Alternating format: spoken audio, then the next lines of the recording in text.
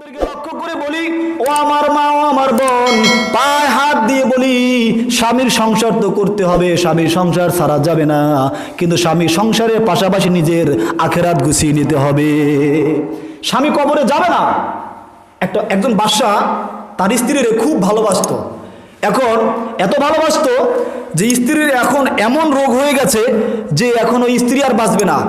Doctor বলছে আপনার স্ত্রী আর বেশি দিন বাঁচবে না।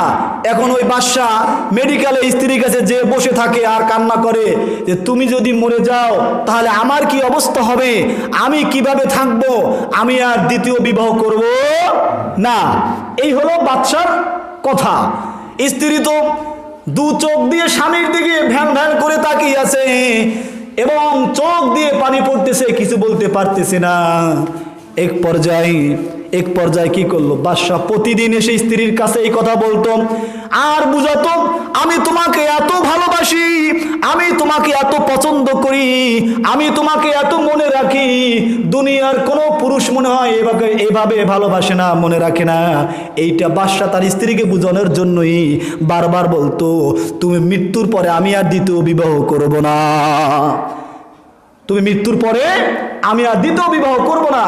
এই কথা প্রতিদিন এসে বলতো। এক পর্যায়ে হায়াতের মালিককে বলেন, জোরে বলেন, হায়াতের মালিককে, মওয়াতের মালিককে, রিজিক দাতাকে, লালন কর্তাকে, পালন কর্তাকে আল্লাহ সুবহানাহু ওয়া তাআলা হায়াত থাকলে কে মারবে বলেন?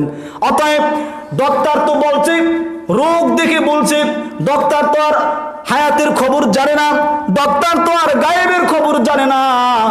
তার হায়াত কতদিন জীবিত আছে, সে কতদিন থাকবেন, সে কতদিন বাঁচবেন, একমাত্র আল্লাহ ছাড়া আর তো কেউই জানে না। কি জানে? আপনার আমার কাছে কি কোনো খবর আছে? আমি কয়দিন বাঁচবো কোনো খবর আছে? কোনো ওহী আছে? না। কিন্তু আফসোস, বর্তমানে অনেক সমাজে অনেক লোক আছে, এই আমরা ভণ্ড পীর বাবাদের দরবারে যে সিজদায় পড়ে আমরা এই ভণ্ড বাবাদের কাছে আমরা আমাদের পার্থিব, আর্থিক, শারীরিক, মানসিক আমরা উন্নয়ন কামনা করি। নাউজুবিল্লাহ বলি, সব বাবার কারামতিতে, সব বাবার কারামতিতে কি হয়? নাউজুবিল্লাহ। বাংলাদেশে কত ভণ্ড আছে কিনা বলেন?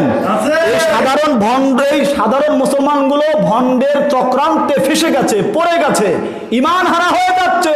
তারা নিজেরাই জাহান্নামী, তারা নিজেরাই জাহান্নামের দ্বার প্রান্তে, আবার তারা জাহান্নামের দ্বার প্রান্ত থেকে আবার আপনাকে আমাকে ডাকে, ভাই আমরা সঠিক পথে আছি, আসো।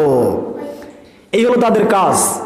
সম্মানিত উপস্থিতি, এই জন্যই ভণ্ড পীর বাবাদের দরবারে যাওয়া যাবে না। হক্কানি পীর মাশায়েখ জায়েজ হাজারবার কোটিবার, কিন্তু ভণ্ড পীর মাশায়েখ জায়েজ না।